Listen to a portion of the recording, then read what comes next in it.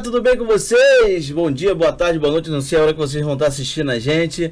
Eu sou o William Gonçalves, falo diretamente aqui do estúdio SMCE e estamos trazendo novidade para vocês aqui. É o Papo Saúde, é um podcast que se preocupa com você.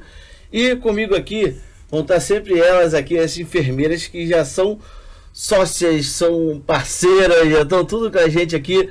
Então, é uma honra estar com elas aqui. Estou comigo aqui, Gabriele Bolandi e Aline Geraldo. Tudo bem com vocês, meninas? Tudo jóia. Deixa eu só logo se apresentar, então. Vai, vamos com tudo. Então, somos enfermeiras, né? Eu tenho 20 anos de formação. Atualmente eu sou doutoranda na Universidade do Rio de Janeiro, doutoranda em Biociências. Atuo há 13 anos no programa de saúde mental no serviço público aqui no Rio de Janeiro, além de ser integrante da empresa AIG Ensino e Saúde, que é uma empresa especializada em fazer capacitações, treinamentos, palestras, em todos os assuntos relacionados à saúde. Ah, e aí, Aline, tudo bem? Tudo bom? Bom estar aqui com vocês mais uma vez. Eu sou a Aline Geraldo, eu sou enfermeira. Como o Gabriele falou, tenho também 20 anos de formação. Nesse período eu tive a oportunidade de trabalhar em alguns estados, em alguns municípios do Brasil, trabalhando com saúde pública, né? Tenho uma vasta experiência também em emergência, pacientes graves. Tenho especialização em atendimento pré-hospitalar, além de fazer parte da empresa AIG Ensino e Saúde. Ah, então, esse nosso primeiro episódio tá aqui, estamos gravando em setembro, e setembro é o Setembro Amarelo. Então, eu quero saber de vocês, menina, o que se trata dessa campanha do Setembro Amarelo? Então, essa campanha tem um foco principal, que é a prevenção e a conscientização do suicídio, né? Então, ela surgiu como? Como surgiu essa questão da campanha do Setembro Amarelo? Lá em 1994, nos Estados Unidos, tinha um menino, um jovem americano chamado Mike M. Ele tinha 17 anos na época. Ele era um jovem que adorava fazer mecânica de carro, fazia manutenção em carros e tal. E aí ele pegou um carro, reformou esse carro todo e pintou esse carro de amarelo. Ficou um carro totalmente amarelo e ele fez maior sucesso na sua cidade, sabe? E aí logo depois ele cometeu suicídio. E aí os familiares e amigos não entenderam, assim, o motivo, né? Ficaram frustrados, né, da questão deles não conseguirem perceber quais foram os sinais e sintomas que esse jovem americano apresentou, demonstrou, para que eles pudessem até evitar esse ato. E aí, na época, no seu funeral, esses amigos e esses familiares, eles fizeram vários cartõezinhos amarelos e fitas amarelas e colocaram o seguinte, uma seguinte frase: se precisar, peça ajuda. E teve uma ótima repercussão. Várias pessoas nos Estados Unidos até fizeram desses cartões um meio de solicitar ajuda. Teve uma grande repercussão. Foi até que, em 2003, a Organização Mundial de Saúde estabeleceu o dia 10 de setembro, o Dia Mundial de Prevenção ao Suicídio. Mas aqui no Brasil, essa campanha ela só foi criada em 2015. E aí teve toda uma articulação entre o Conselho Federal de Medicina, a Associação Brasileira de Medicina da Psiquiatria, na verdade, e o Centro de Valorização da Vida. Desde então, essa criação da campanha, várias instituições, várias empresas, assim como Santa Mônica Centro Educacional, se envolvem nesse movimento para alertar sobre os sinais e sintomas e os mecanismos de prevenção do suicídio. Ah, e para vocês, falar de suicídio é importante? Então, falar é sempre importante, porque quando a gente fala, quando a gente tem algum debate, por exemplo, como que a gente está tendo aqui, a gente abre a oportunidade para acolher as pessoas que estão com algum sofrimento e prevenir. Né? Se a gente não fala, a gente não tem como orientar, prevenir, tentar auxiliar de alguma forma. Essa questão do falar é um tabu que a gente vem tentando desmistificar com o tempo, mas que data lá do século XVIII, em 1771, foi escrito um livro na Europa, onde o personagem principal, ele se suicidava com um tiro na cabeça após uma paixão não correspondida. E houve uma série de suicídios em massa, né? Então, a partir daquele momento, foi orquestrado a sociedade da época, junto com a imprensa, que não se falaria mais em suicídio, como se falar sobre suicídio desse ideias, né? Incentivasse. E, na verdade, a gente sabe que não é isso que acontece, né? Quanto mais a gente consegue saber informações, mais a gente tem mecanismos de ajudar. Aí vocês acreditam que é uma causa para o suicídio? Então, a gente entende, e várias pesquisas nos mostram que, assim, os problemas de saúde mental que tem uma distorção do mecanismo de pensamento da pessoa, né? Tanto os transtornos de humor, até mesmo quando há a questão do uso e abuso de álcool e outras drogas, há essa distorção desse pensamento. E aí a pessoa acaba inadvertidamente e impulsivamente cometendo esse ato. E esse quadro a gente consegue perceber bem pelos números. Os números são muito, muito, muito grandes, né? A gente tem, eu acredito ainda que exista uma subnotificação, porque trabalhando na emergência durante muito tempo, eu podia ver as pessoas chegando e quando elas iam a óbito, nunca a causa da morte era o suicídio. Sempre era intoxicação ou asfixia mecânica, né? Então, a gente tem uma subnotificação muito grande com relação a isso. Os dados que a gente tem são de 2018, antes da pandemia, tá? Que a cada 40 segundos, uma pessoa comete o ato de se suicidar no mundo. Né? A cada pessoa que chega até o ato consumado, a gente conta aí umas 20 que tentaram e não conseguiram. Então, a gente tem, nesse ano de 2018, foram contabilizados 800 mil mortes por suicídio no mundo. Isso são dados da Organização Mundial de Saúde, né? E o que é mais preocupante ainda é que a idade está sendo cada vez menor. Então, entre 15 e 29 anos, o suicídio é a causa de morte ali, fica em segundo, terceiro lugar, só perde para acidente automobilístico. Nossa, os dados são número alto, hein? Infelizmente. Então, podemos identificar alguns sinais de alerta? Sim.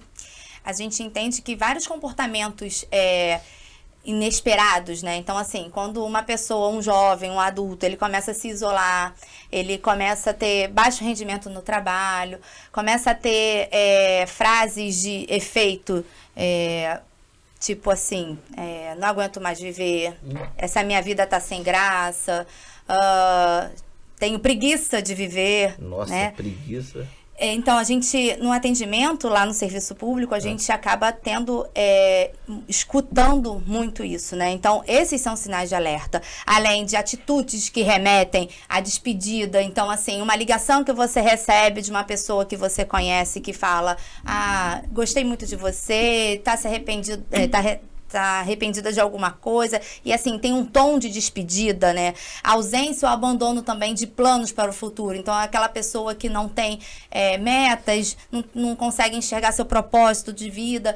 Então, assim, são alguns sinais de alerta, né? Sim, Tem positividade tóxica, né?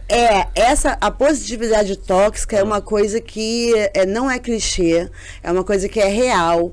E a gente vivencia isso muito hoje em dia com os nossos jovens e crianças até, com as redes sociais, né? Não tem como a gente não falar disso, é uma realidade que a gente precisa entender ainda como é que a gente pode elaborar campanhas e programas de prevenção de suicídio nessa área.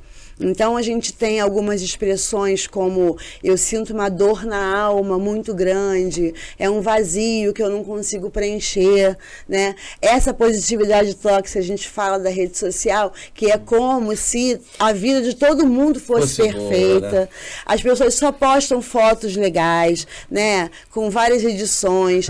Tem o corpo ideal, tem a roupa ideal. Filtros, né? Todos os filtros, né? Então as pessoas acham que aquela realidade ali, ela é a sua. E quando você desliga a tela e olha em volta, você vê que não tem aquela realidade, você está vivendo a vida de outras pessoas, é frustrante. Então, é isso que a Gabriele falou de a pessoa não ter metas, não ter programas, não ter um meio social de vivenciar com pessoas reais, né? A sua realidade qual é. Então, eu acho que a gente tem aí um grande trabalho de conscientização pela frente. Até porque, Aline, a gente precisa lembrar que é uma doença, né, que mata. A gente não pode romantizar, né, o suicídio. Então, o suicídio sempre ele vem atrelado, conforme a gente já falou, aos transtornos que distorcem o pensamento, né? Então, muitos pensamentos a gente não consegue controlar. Então, a partir do momento que a gente começa a identificar, né, que a gente está tendo vários pensamentos que não estão me fazendo bem, é um sinal que a gente precisa entender que está na hora de pedir ajuda. Então, quando a gente pede ajuda, quando essa pessoa que tem ideias suicidas pede ajuda, ela não está de mimimi, né? Então, a gente costuma muito falar, né, que é frescura, que precisa sair dessa posição de vítima. Então, assim, a gente precisa sempre lembrar que a pessoa que comete o ato de suicídio, ela está num desespero enorme. Ela está em total desespero e ela quer sair desse ciclo de sofrimento. Então, para ela acabar com esse sofrimento, a única saída que ela tem é de acabar com a própria vida, né? Nossa. É bem pesado ali. Se uma pessoa chegar para mim e falar, eu quero me suicidar, como eu posso ajudar essa pessoa?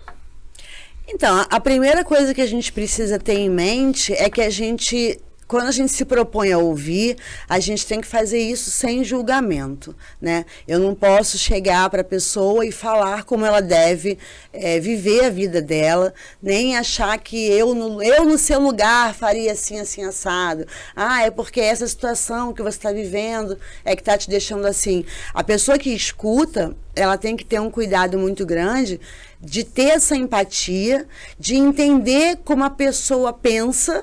E isso é difícil, não é fácil, principalmente se for uma pessoa próxima, entender como aquela pessoa pensa e por que é que ela está chegando àquela conclusão de que nada dá certo, de que nada está bom, né? Esse vazio que precisa ser preenchido, a gente costuma orientar que a pessoa se estimule a núcleos sociais, né? E isso está incluído a parte de esportes, praticar uma atividade física, ir para um grupo para fazer dança, ter uma espiritualidade. Não é necessário ser uma religião, mas que a pessoa tenha aquele momento espiritual, que ela se conecta com alguma coisa que ela acha maior do que ela, enfim.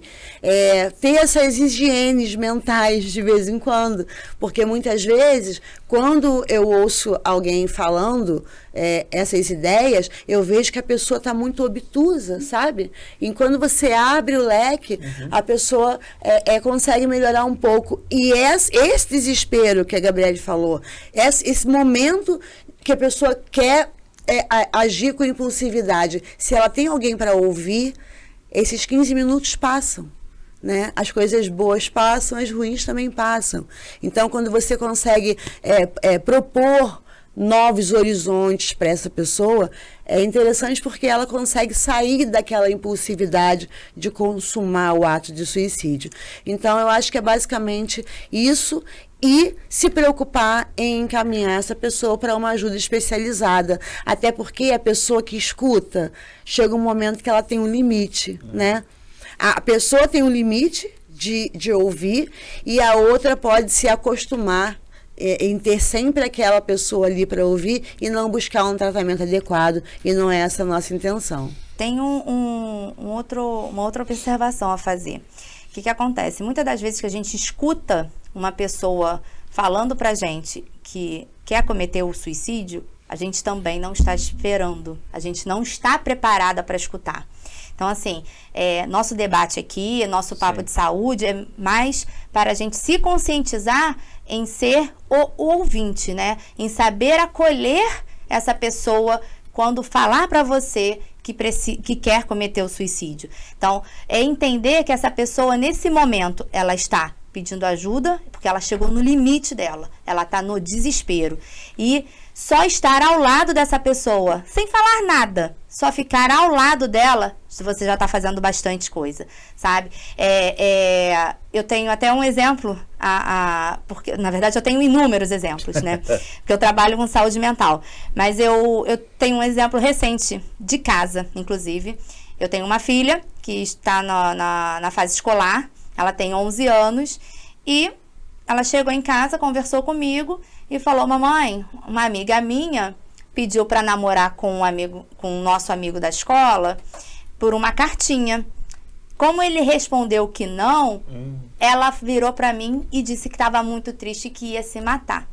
Nossa. A gente estava no momento... William, foi assim... Eu não estava no trabalho, né? Eu estava dentro da minha casa. Eu não estava preparada para escutar. Então, quando eu falo nessa questão de estar preparado, eu sou enfermeira. Quando eu estou no meu trabalho, eu estou preparada para escutar qualquer tipo de informação, principalmente relacionada à saúde mental.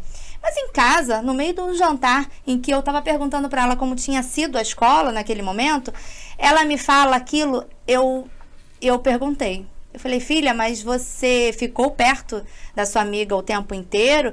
Você falou com alguém o que ela falou com você? E ela falou que não. Até porque não é um assunto que a gente tem esse debate em casa. Exatamente. Ela tem apenas 11 anos. Né? Então, a gente não é uma sociedade que está preparada para conversar disso dentro de casa. A gente ainda não está preparado. Aqui, com o nosso programa, a gente vai conseguir alcançar essa maior número de pessoas. Mas então, naquele momento, eu dei uma travada, vou ser sincera.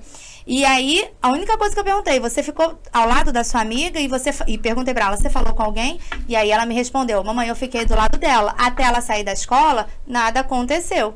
Mas eu não falei com ninguém. E aí foi a hora que a gente entrou nesse papo dentro de casa e falei pra ela o correto que deveria ser falado com a coordenação da escola. Sim. E que eu iria falar com os pais dessa amiga. E aí, só para um desfecho final dessa história bem positivo, foi que eu consegui, e até por conta dos meus conhecimentos, enquanto enfermeira, conscientizar essa família de que essa criança precisava de um atendimento psicológico, de uma terapia, e ela começou a terapia. Estou muito feliz com isso, inclusive. Ah, que bom, né? Agora tu vê, esse é o nosso objetivo do programa, de alcançar desde as crianças até então, pai, mãe, professores, na rede toda. Então, essa é a importância do nosso programa. Até porque, William, isso que a Gabriele falou foi importante, porque a gente tem dados de que 90% dos suicídios, eles são evitáveis. Nossa. A gente consegue evitar 90% dos casos de suicídio. Porque as pessoas dão sinal, as pessoas falam, as pessoas se isolam. Você imagina hoje, nesse período, no início do ano, as crianças voltaram para a escola e a quantidade de crianças com crise de ansiedade foi imensa. Imagina. Né? Porque a gente vai ter aí uma herança de 2 anos de pandemia, aonde não acabou, onde a gente não está ainda com a normalidade restaurada. Então a gente tem aí crianças e jovens ainda naquele mundo virtual, querendo ficar só em casa, querendo ficar só naquela realidade que é muito mais prazerosa, né? Então, época de provas de matemática, né? No primeiro bimestre era uma crise total, né? O pessoal tinha que distribuir balinha para acalmar, esperar, enfim. Então a gente ri aqui, brinca um pouco para poder ficar mais leve, mas a gente quer levar essa mensagem para a família, né? Traga os assuntos para conversas em família, tirem esses jovens, esses adolescentes dentro do quarto o tempo inteiro, na rede social o dia inteiro, porque acaba que pra gente que trabalha, tem correria, não sei o quê, é até mais prático, que a criança fique quieta ali com o celular na mão. Eu sei porque eu tenho 3 lá em casa. Então, assim, a gente precisa sim trazer esses jovens mais para perto da gente, senão a gente perde a mão do que está acontecendo, né? E a escola é a parceira. Sim. A escola, na verdade, fica... A maioria do tempo o filho fica mais na escola do que em casa, né? Sim. Os alunos ficam mais tempo com os professores que até mesmo com os próprios pais, né? Sim. Então, outra pergunta aqui, o que vocês indicam como forma de tratamento? Então, forma de tratamento. Ao a gente identificar que tem algum problema de saúde mental, esse problema ele precisa ser tratado com médico, com uma equipe multiprofissional, né? Então, assim, a partir do momento que a gente identifica que essa criança, que esse jovem está tendo algum distúrbio de saúde mental, esse já é um sinal de alerta para começar a tratar. Porque, lembrando, todos os distúrbios de saúde mental que causam alteração no pensamento, eles são fatores de risco para o suicídio, tá? Então, a partir do momento que a gente identifica, a gente precisa fazer um tratamento com uma equipe multiprofissional, com psiquiatra, com psicólogo. E é isso. Perder um pouco desse preconceito, né? Acontece muito preconceito de falar, eu não vou ao psiquiatra porque eu não sou maluco, né? Não vou existe muito esse tabu. Não vou tomar remédio. Então, assim, na rede pública, o que existe hoje para prevenção dessa questão do suicídio ainda é bem na saúde ali, na unidade básica de saúde, é fazer um rastreamento de pessoas com sintomas depressivos, com sintomas que alertem de alguma forma essa família, que os agentes comunitários de saúde estão voltando, né, esse ano a trabalhar nas suas áreas, porque até ano passado foi todo mundo deslocado para vacinação, né, do Covid. Então, rastrear esses casos de pessoas com algum transtorno, alguma dificuldade de pensamento, de uso e abuso de drogas, né, que seja rastreado e seja encaminhado isso para o clínico da unidade básica, para que aí sim seja feito todo o desenrolar do processo de saúde mental. Isso na parte de saúde, né? De saúde especializada. Mas assim, dentro da nossa casa, o que a gente pode fazer como prevenção? O que a gente pode ajudar nesse tratamento, que aí a gente vai lembrar que a gente vai ter essa ajuda médica, na parte profissional, a gente vai ter uma ajuda na escola, a gente vai ter ajuda no seio familiar, né? O que a gente vai fazer? O que a gente pode orientar? Então, atividade física regular, né? A Aline até já comentou a questão de fazer parte de grupos sociais presenciais, né? Que consiga ter essa troca entre as pessoas, ter vínculos saudáveis com amigos, com familiares. Então, assim, se eu não me dou bem com aquela amizade, então tentar afastar. Então, assim, vínculos têm que ser saudáveis, né? A gente precisa ter vínculos saudáveis no trabalho, a gente precisa ter vínculos saudáveis na família, com os amigos, e sempre estimular essas conversas, essas participações sociais mesmo presenciais. É isso. E eu quero tirar uma dúvida com vocês. Já ouvi falar sobre CVV. O que é CVV? Centro de Valorização da Vida. Foi uma iniciativa, né, criada não só pela Sociedade Brasileira de Psiquiatria, o Conselho Federal de Medicina, né, é uma linha de ajuda, é um número 188, onde as pessoas estão 24 horas voluntários para atender as pessoas que estão na iminência de consumar um ato de suicídio.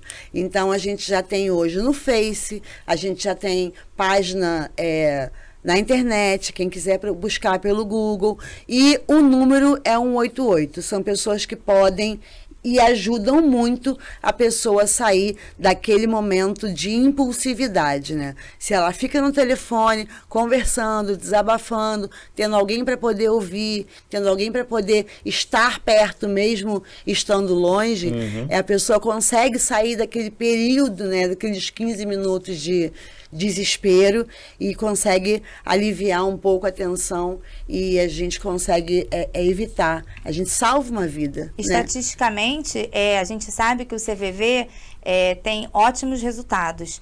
Até porque muitas pessoas que cometem o suicídio são pessoas que estão isoladas da própria família, de amigos. Então, são adultos ou são jovens que já estão morando sozinhos ou que ficam muito sozinhos, né? E aí eles não têm com quem contar. Então, eles pegam o telefone e ligam 188 e conseguem esse atendimento.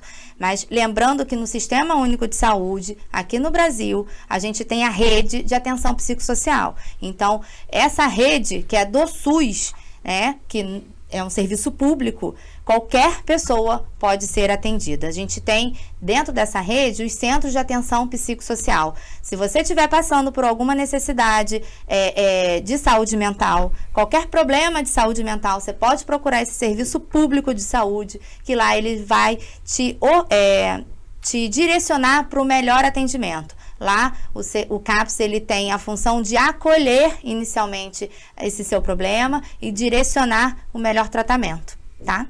Olha, esse papo foi bem produtivo hoje. Gente, esse foi o primeiro episódio, ó. É sucesso já, eu tô vendo que é sucesso.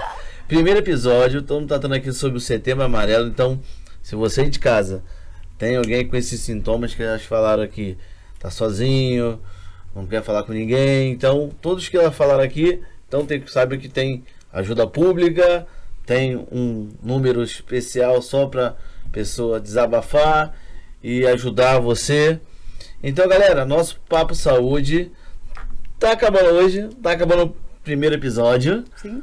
Estaremos no próximo. O próximo, vamos dar um spoiler qual é o próximo? Vamos falar, né? Só um pouquinho. Não, É a cor do batom da Aline. Ó. Outubro Rosa, é isso aí. Nosso episódio 2 vai ser sobre Outubro Rosa. Então você só acessar aqui o nosso canal do YouTube, @SantaMonicaCE.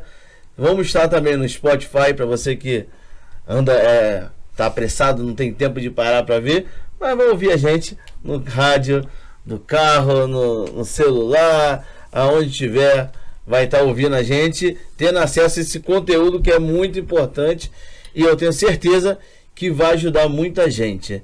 Meninas, muito obrigado. A gente que agradece, mais uma vez. Isso, obrigada pela parceria. Inclusive o link vai estar lá no nosso Instagram também, tá?